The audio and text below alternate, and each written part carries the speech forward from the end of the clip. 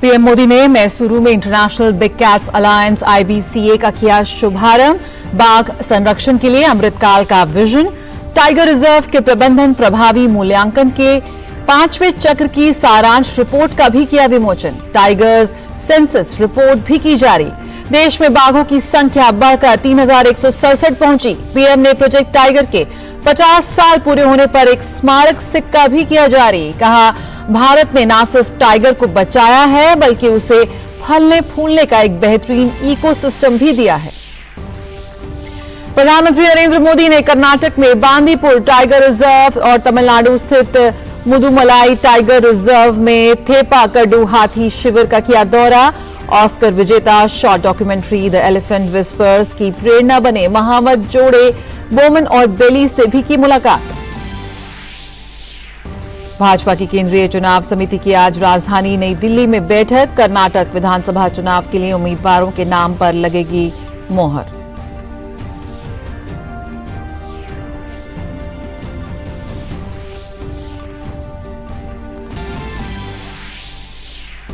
जालंधर उपचुनाव से पहले शिरोमणि अकाली दल को लगा झटका। पंजाब अकाली दल के पूर्व नेता इंदर इकबाल सिंह अटवाल बीजेपी में हुए शामिल।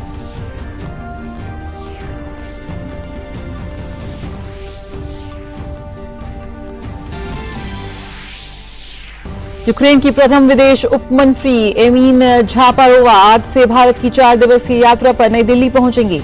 दोनों देशों के बीच परस्पर हित से जुड़े तमाम मुद्दों पर होगी चर्चा।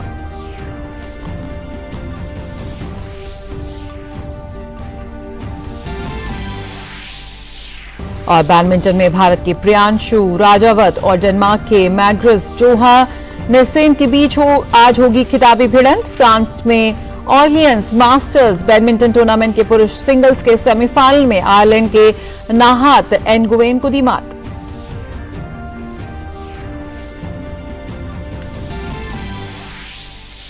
अहमदाबाद के नरेंद्र मोदी स्टेडियम में आज गुजरात टाइटंस और कोलकाता नाइट राइडर्स के बीच होगी भिड़ंत। वहीं दूसरे मुकाबले में सनराइजर्स हैदराबाद और पंजाब किंग्स होंगे आमने सामने।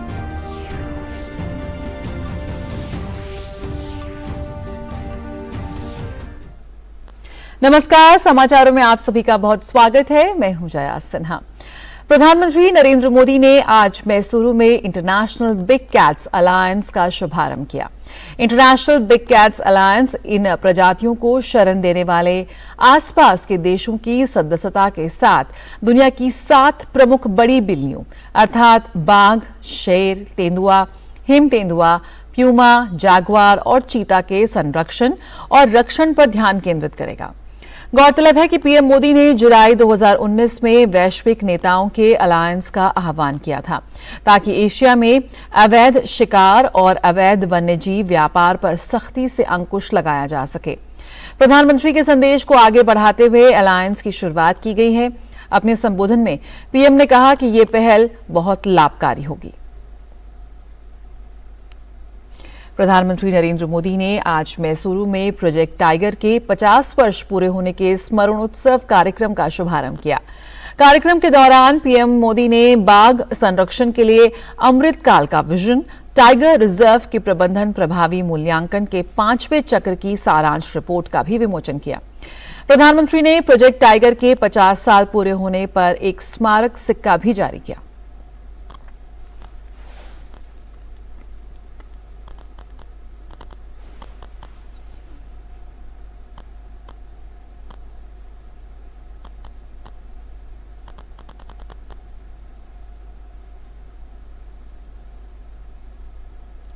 प्रधानमंत्री मोदी ने देश में बाघों की संख्या की भी घोषणा की।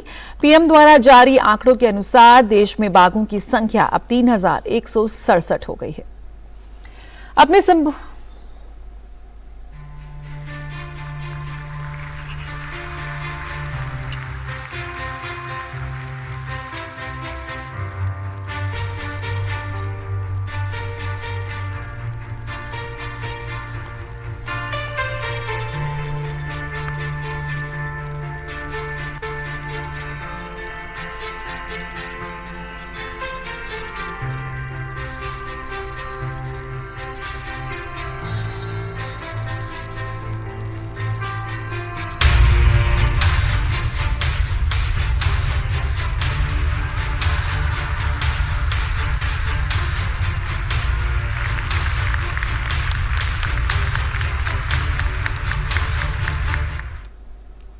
अपने संबोधन में पीएम मोदी ने कहा कि प्रोजेक्ट टाइगर की सफलता केवल भारत ही नहीं पूरी दुनिया के लिए गर्व की बात है।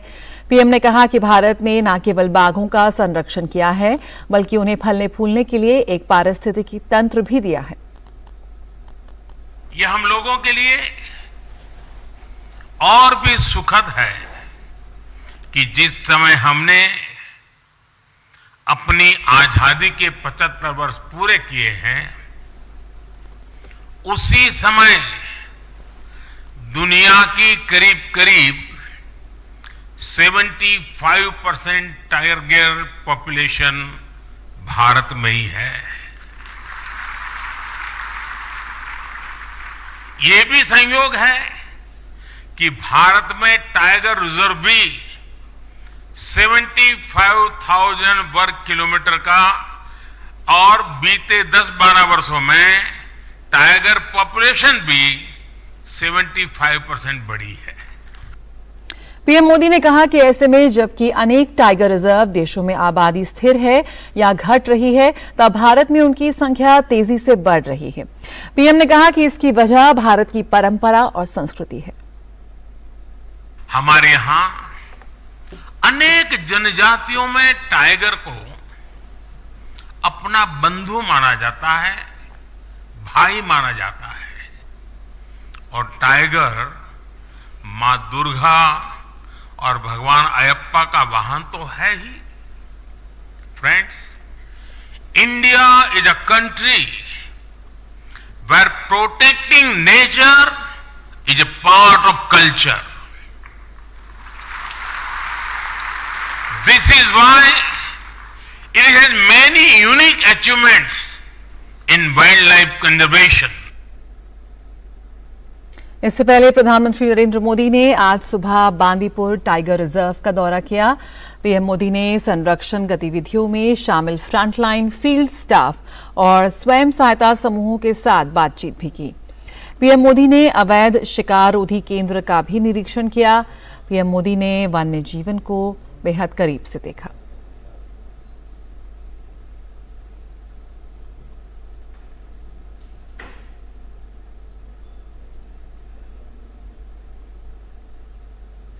प्रधानमंत्री नरेंद्र मोदी ने मुदुमलाई टाइगर रिजर्व में थेपाकडू एलिफेंट कैंप का भी दौरा किया। प्रधानमंत्री ने एलिफेंट कैंप के महावतों से बातचीत भी की।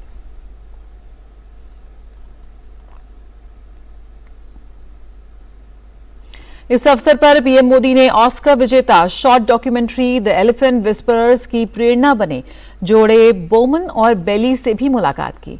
पीएम मोदी ने उनके हाथी को भी देखा। बाद में अपने संबोधन में पीएम मोदी ने इसका जिक्र किया। जिस द एलिफेंट विस्परर्स डॉक्यूमेंट्री को ऑस्कर मिला है, वो भी नेचर और क्रिएचर के बीच के अद्भुत संबंधों की हमारी विरासत को दर्शाती है। मिशन लाइफ यानी लाइफस्टाइल फॉर एनवायरनमेंट के विजन को समझने में भी आदिवासी समाज की जीवन शैली से बहुत मदद मिलती है। यहां रुकेंगे एक छोटे से ब्रेक के लिए, जल्द हाजिर होते हैं।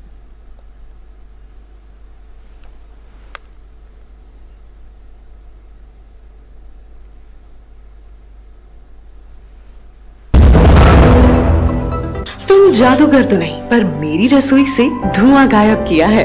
तुम माँ तो नहीं, पर तुमने मुझे जंगल में लकड़ी काटने जाने से रोका है। तुम्हारे कारण ही मेरा समय बचने लगा है और पैसे कमाने लगी हूँ। तुम केवल उज्ज्वला गैस ही नहीं, तुम अच्छे जीवन की ज्योति हो।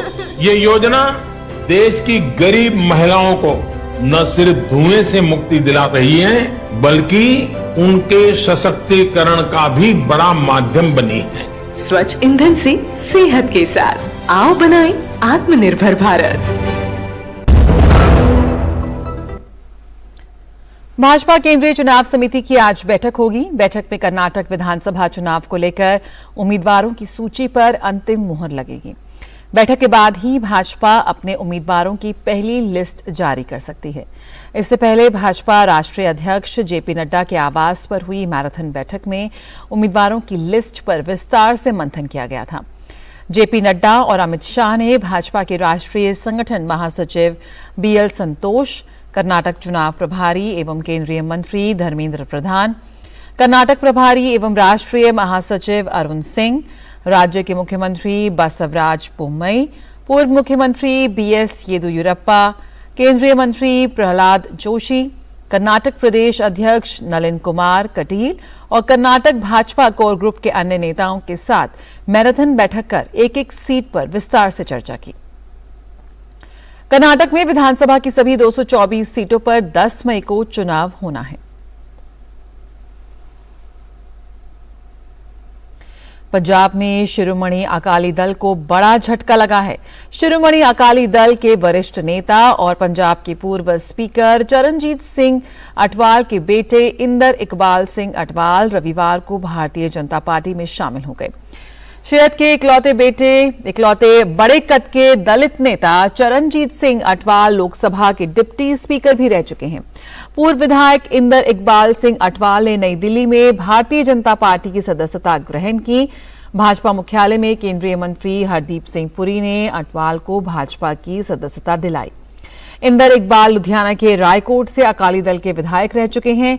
इंदर इकबाल अटवाल ने कहा कि प्रधानमंत्री नरेंद्र मोदी ने करतारपुर कॉरिडोर खोलकर ऐतिहासिक काम किया है। उन्होंने कहा कि भाजपा देश की सबसे बड़ी पार्टी है। मुझे खुशी है कि इसमें मेरे जैसे एक कार्यकर्ता को काम करने का मौका दिया गया है। सिख समाज ने देश की आजादी में भी योगदान दिया और आजादी के बाद भी आज तक हर रूप और स्वरूप में सिख समाज ने देश की एकता और अखंडता के लिए अपना पूरा मान और सम्मान और अपनी सेवा दी। लेकिन आज जरूरत है कि हमें अपने आप को और दृढ़ता से, मजबूती से अपने देश की और अपनी स्टेट की सेवा करने का हमें मौका मोदी जी की लीडरशिप के अंदर करने का मौका मिलेगा। महाराष्ट्र के मुख्यमंत्री एकनाथ शिंदे और महाराष्ट्र के उप मुख्यमंत्री देवेंद्र फडणवीस ने अयोध्या पहुंचकर रामलला के दर्शन किए। एकनाथ शिंदे और देवेंद्र फडणवीस राम मंदिर में महाआरती में शामिल हुए। इस मौके पर शिंदे ने कहा कि बाला साहेब ठाकरे का सपना था, लाखों करोड़ों राम भक्तों का सपना था कि अयोध्या में भव्य दिव्य राम मंदिर का निर्माण हो। प्रधानमंत्री मोदी ने राम मंदिर का निर्माण शुरू कर ये सपना सच कर दिखाया है। हमारे हिंदू हृदय सम्राट बाला साहेब ठाकरे जी का जो सपना था, लाखों करोड़ों राम भक्तों का सपना था कि अयोध्या में भव्य दिव्य राम मंदिर का निर्माण हो। सभी को लगता था कि राम मंदिर कैसे होगा, पहले मंदिर फिर सरकार, ऐसे कुछ लोग कहते थे। कुछ लोग कहते थे मंदिर वही बनाएंगे, तारीख नहीं बताएंगे, लेकिन सब साफ झुटला दिया। इस देश के प्रधानमंत्री नरेंद्र मोदी साहब ने ये राम मंदिर का निर्माण शुरू कर दिया है। और उत्तर प्रदेश के मुख्यमंत्री योगी आदित्यनाथ ने गोरखपुर में कई विकास परियोजनाओं का लोकार्पण और शिलान्यास किया। इन विकास परियोजनाओं की कुल लागत 1046 करोड़ है। मुख्यमंत्री योगी आदित्यनाथ ने इस दौरान कुल 258 परियोजनाओं का लोकार्पण और शिलान्यास किया। इस मौके पर उन्होंने कहा कि आज बिना भेदभाव की योजनाओं का लाभ समाज के प्रत्येक तबके को उपलब्ध कराया जा रहा है, जो 2017 से पहले उत्तर प्रदेश में नहीं होता था।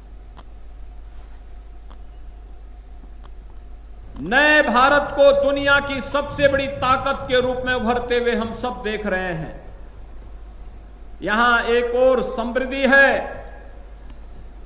विरासत का सम्मान है, बिना भेदभाव के योजनाओं का लाभ हर गांव, हर किसान, हर नौजवान, हर महिला और समाज के प्रत्येक तबके को उपलब्ध करवाया जा रहा है।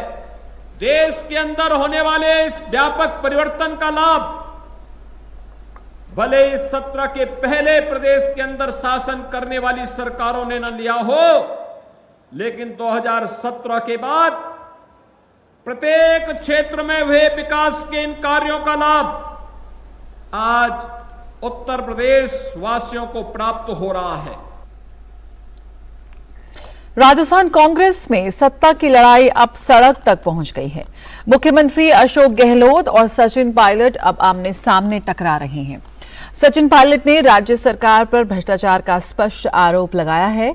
बात यही खत्म नहीं हुई, उन्होंने भ्रष्टाचार की इस लड़ाई को सड़क पर लड़ने का भी ऐलान कर दिया। भ्रष्टाचार के खिलाफ अपनी ही सरकार के प्रयासों को नाकाफी बताते हुए सचिन पायलट ने 11 अप्रैल को शहीद स्मारक पर राज्य के अशोक गहलोत के खिलाफ एक दिन के अनशन का ऐलान किया है।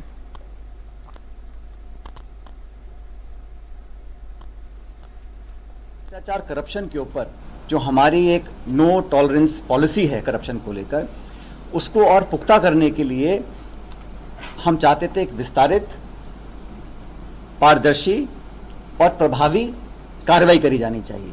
अभी तक वो कार्रवाई करी नहीं गई है, इसलिए मैं 11 अप्रैल को राजस्थान में शहीद स्मारक के ऊपर एक दिन का अनशन करूंगा, इस बात को दोबारा रखने के लिए कि करप्शन को लेकर हमारी सरकार जो कहती है हम कर दिखाएंगे। और रामनवमी शोभा यात्रा के दौरान पश्चिम बंगाल में हुई हिंसा को लेकर राष्ट्रीय मानवाधिकार उल्लंघन की फैक्ट फाइंडिंग कमेटी पीड़ितों से मिलना चाहती है, लेकिन बंगाल पुलिस ने उन्हें बार बार पीड़ितों से मिलने से रोक रही है। इसी कड़ी में आज जांच के लिए हावड़ा पहुंची एनएचआरसी की फैक्ट फाइंडिंग टीम को नबन्ना टोल प्लाजा के पास रोक दिया गया।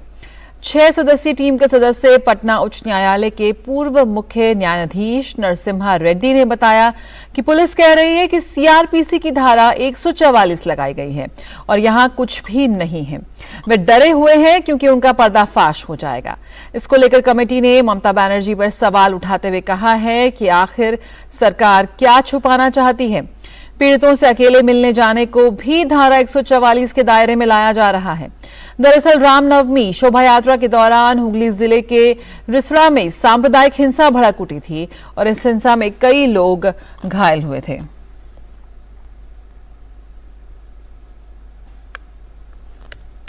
दिल्ली के उपराज्यपाल विनय कुमार सक्सेना ने कहा कि दिल्ली के लोग यमुना को एक अलग रूप में देखेंगे। यमुना की सफाई का काम मिशन मोड में चल रहा है। 22 किलोमीटर के हिस्से की सफाई की जा रही है और हम इसे 30 जून तक साफ कर देंगे। हम क्रेडिट के लिए नहीं बल्कि दिल्ली के लोगों को स्वच्छ यमुना देने के लिए काम कर रहे हैं। मुझे यकीन है कि जो 30 जून का हमने टारगेट रखा है उसमें हम सफल होंगे और यमुना को एक दूसरी शेप दिल्ली के वासियों को देखने को मिलेगी। किनारे जितनी गंदगी थी उसको साफ करने का भी काम चल रहा है और मिशन मोड पे काम हो रहा है। 22 किलोमीटर का जो पूरा स्ट्रेच है उसको साफ करने का प्रयास चल रहा है। वित्त मंत्री निर्मला सीतारमण अंतर्राष्ट्रीय मुद्रा कोष और विश्व बैंक की वार्षिक बैठकों में भाग लेने अमेरिका के लिए रवाना हो गई हैं। वित्त मंत्री अपनी यात्रा के दौरान विश्व बैंक समूह और अंतर्राष्ट्रीय मुद्रा कोष की 2023 बैठकों में भाग लेंगे। साथ ही वे G20 बैठकों, निवेशक द्विपक्षीय बैठकों और अन्य संबंधित बैठकों में भी शामिल होंगी। ये बैठकें 10 अप्रैल से 16 अप्रैल तक वॉशिंगटन डीसी स्थित WBG और IMF मुख्यालय में आयोजित की जाएंगी। वसंतकालीन बैठकों में दुनिया भर के वित्त मंत्री और केंद्रीय बैंक के गवर्नर भाग लेंगे। भारतीय वित्त मंत्रालय के प्रतिनिधि मंडल का नेतृत्व केंद्रीय वित्त और कॉरपोरेट कार्य मंत्री करेंगे और इसमें वित्त मंत्रालय और RBI के अधिकारी शामिल होंगे। केंद्रीय वित्त मंत्री के प्रमुख कार्यक्रमों में विश्व बैंक विकास समिति और IMF समिति के पूर्ण सत्र, विश्व के अर्थशास्त्रियों और थिंक टैंक के साथ संवाद, विभिन्न देशों और अंतर्राष्ट्रीय संगठनों के साथ द्विपक्षीय विचार विमर्श, राउंड टेबल बैठकों में वैश्विक व्यापार जगत के प्रतिनिधियों और निवेशकों के साथ संवाद और भारतीय प्रवासियों के साथ बातचीत करना शामिल है। वित्त मंत्री सीतारमण और भारतीय रिजर्व बैंक के गवर्नर शक्तिकांत दास 12 से 13 अप्रैल को दूसरे G20 FMCBG बैठक की संयुक्त अध्यक्षता करेंगे। G20 सदस्य देशों, 13 आमंत्रित देशों और विभिन्न अंतर्राष्ट्रीय तथा क्षेत्रीय संगठनों के लगभग 350 प्रतिनिधि इस बैठक में शामिल होंगे। तथा वैश्विक मुद्दों के व्यापक आयाम के परिप्रेक्ष्य में बहुपक्षीय चर्चाओं में भाग लेंगे। यूके इंडिया बिजनेस काउंसिल के कार्यकारी अध्यक्ष रिचर्ड हील्ड ने केंद्रीय मंत्री पीयूष गोयल के साथ मुलाकात की। दोनों के बीच चर्चा भारत और यूके के बीच व्यापार और निवेश संबंधों को गति देने के तरीकों पर केंद्रित रही। यूक्रेन की प्रथम उप विदेश मंत्री एमीन झापारोवा आज भारत पहुंच रही हैं। अपनी 4 दिवसीय यात्रा के दौरान वे विदेश मंत्रालय में सचिव संजय वर्मा के साथ बातचीत करेंगी।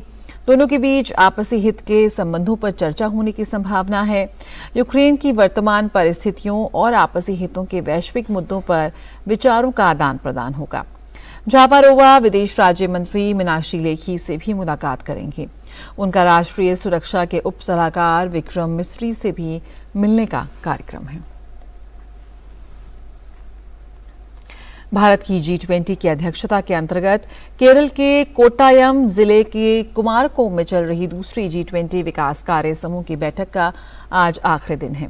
बैठक में भाग लेने वाले प्रतिनिधियों ने विकासात्मक और पर्यावरण एजेंडे के बीच अंत संबंधों को बढ़ाने की आवश्यकता पर बल दिया है। जलवायु परिवर्तन पर संयुक्त राष्ट्र फ्रेमवर्क कन्वेंशन, विश्व बैंक और अंतर्राष्ट्रीय ऊर्जा एजेंसी के विशेषज्ञों ने पर्यावरण के लिए उचित जीवन शैली के माध्यम से विकास और पर्यावरण के मुद्दों पर प्रकाश डाला। प्रतिभागियों ने विकासशील देशों की जरूरतों को पहचानने और सतत विकास लक्ष्यों को प्राप्त करने की दिशा में G20 की प्रतिबद्धता को मजबूत करने के तरीकों पर भी विचार विमर्श किया।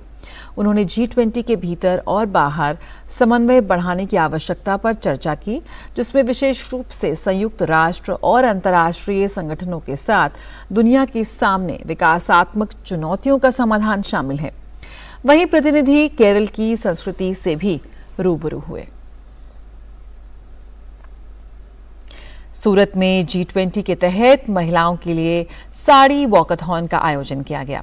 इस पहल का उद्देश्य महिलाओं में फिटनेस के प्रति जागरूकता पैदा करना और महिलाओं को फिट रहने के लिए प्रेरित करना भी है। साड़ी भारतीय महिला की अनूठी पहचान है और भारत दुनिया भर में विभिन्न प्रकार के कपड़े और साड़ी की बुनाई के लिए प्रसिद्ध है और सूरत शहर भारत का कपड़ा केंद्र है। भारत के गौरव और संस्कृति के प्रतीक साड़ी में अलग अलग राज्यों की महिलाओं ने भाग लिया। अब नजर डालते हैं कोरोना संक्रमण के ताजा आंकड़ों पर। स्वास्थ्य और परिवार कल्याण मंत्रालय के मुताबिक देश भर में पिछले 24 घंटों में कोरोना के 5,357 नए मामले दर्ज किए गए। वहीं पिछले 24 घंटों में 3,726 मरीज उपचार करवाकर स्वस्थ हो चुके हैं, जिसके बाद देश में रिकवरी रेट 98.74% हो गया है। वहीं साप्ताहिक पॉजिटिविटी रेट वर्तमान में 3.54% दर्ज किया गया है। इसके साथ ही दैनिक पॉजिटिविटी रेट 3.39% दर्ज किया गया। देश में कोरोना के सक्रिय मामलों की संख्या 32,814 है।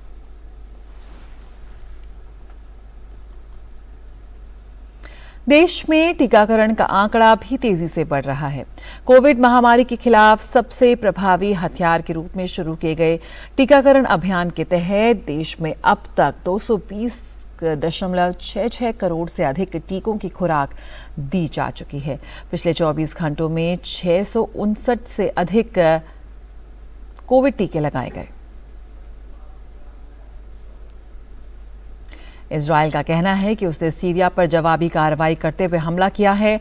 इजरायली सेना के मुताबिक रविवार की सुबह सीरिया की तरफ से रॉकेट्स के जरिए इजरायल पर हमला किया गया, जिसके बाद उन्होंने जवाबी कार्रवाई में सीरिया के रॉकेट लॉन्चर्स पर तोप और ड्रोन के जरिए हमला किया। सीरिया की तरफ से 2 राउंड्स में इजरायल की तरफ रॉकेट्स लॉन्च किए गए। हालांकि इजरायल ने इन रॉकेट्स से किसी तरह का कोई नुकसान नहीं हुआ है। सीमा के आर पार इन हमलों के अलावा इजरायल गाजा, लेबनान, पूर्वी यरूशलेम और वेस्ट बैंक के क्षेत्रों में भी बढ़ती हिंसा की घटनाएं झेल रहा है। ईरानी प्रशासन शहरों में सार्वजनिक स्थानों पर कैमरे लगा रहा है ताकि पर्दा न करने वाली महिलाओं की पहचान कर उन्हें दंडित किया जा सके। ईरान में बीते साल सितंबर में हुई 22 वर्षीय महसा अमीनी की मौत के बाद देश भर में हिजाब के खिलाफ प्रदर्शन देखने को मिले थे, जिसके बाद बड़ी संख्या में महिलाओं ने हिजाब और पर्दे को लेकर प्रशासन के नियमों को अनदेखा करना शुरू कर दिया था। हाल ही में ईरान के सुप्रीम लीडर खामेनी ने एक बयान में कहा कि ये एक सरकारी प्रतिबंध नहीं है बल्कि कानूनी और धार्मिक नियम है। उन्होंने कहा कि शरिया में हिजाब को हटाना हराम है, जिसके बाद अब ईरान की पुलिस ने ये कदम उठाया है।